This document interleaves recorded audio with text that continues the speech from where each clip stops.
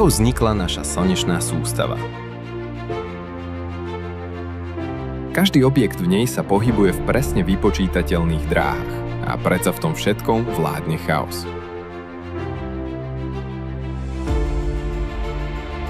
Prečo má Jupiter takú silnú gravitáciu, že ovplyvňuje dráhy iných telies? A je Pluto naozaj vyradená planéta?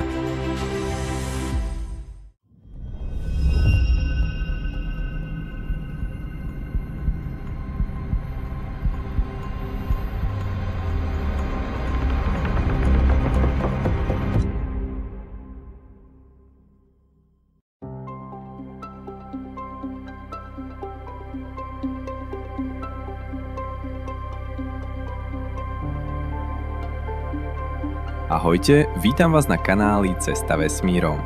V tejto epizóde preskúmame zákutia a zvláštnosti nášho najbližšieho vesmírneho okolia, slnečnej sústavy. Každá epizóda vám prinesie fakty, zaujímavosti aj odpovede na otázky, ktoré možno nosíte v hlave už od detstva. Poďme na to.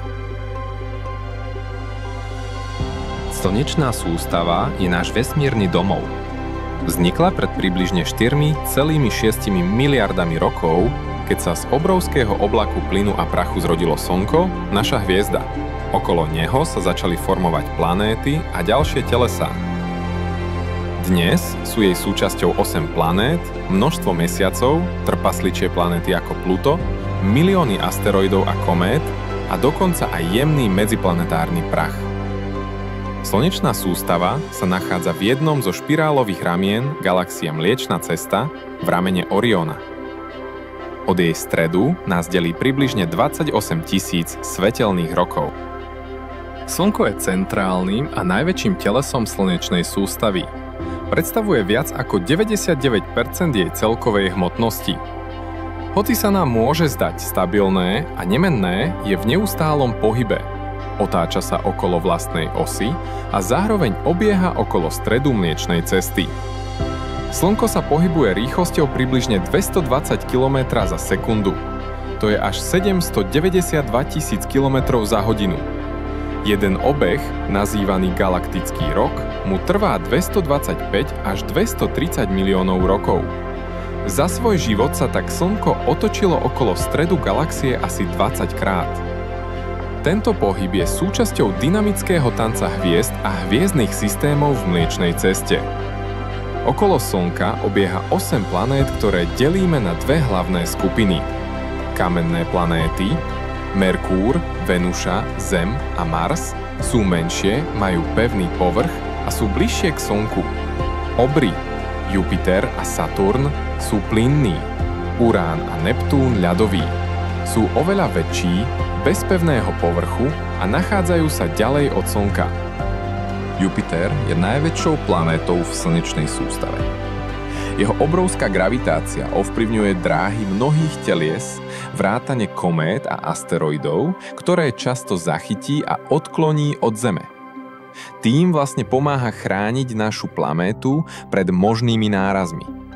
Zároveň zohráva dôležitú úlohu pri formovaní menších objektov a umožnil vznik desiatok mesiacov, ktoré dnes okolo neho obiehajú. Je Pluto naozaj vyradená planéta? Pluto bolo kedysi považované za 9. planétu slnečnej sústavy.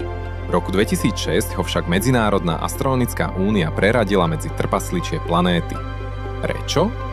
Pretože nespĺňa všetky potrebné kritériá. Jeho dráha je výstredná, eliptická a zdieľajú s inými objektmi v Kuiperovom páse. Hoci už Pluto oficiálne nie je planétou, mnohí ho stále tak vnímajú a jeho fanúšikovská základňa zostáva silná. Ako sa delí slnečná sústava? Slnečnú sústavu zvyčajne delíme na 3 hlavné oblasti. Prvá, vnútorná slnečná sústava. Obsahuje kamenné planéty, ktoré sa nachádzajú najbližšie k Slnku. Druhá, vonkajšia slnečná sústava. Patria sem obrie planéty, ich prstence, mesiace a ďalšie objekty. Tretia, okrajové oblasti, ako Kuiperov pás a Oortov oblak, ktoré sú plné ľadových telies a komét. A ako ďaleko siaha náš kozmický domov? Slnečná sústava je obrovská a jej hranice nie sú presne určené.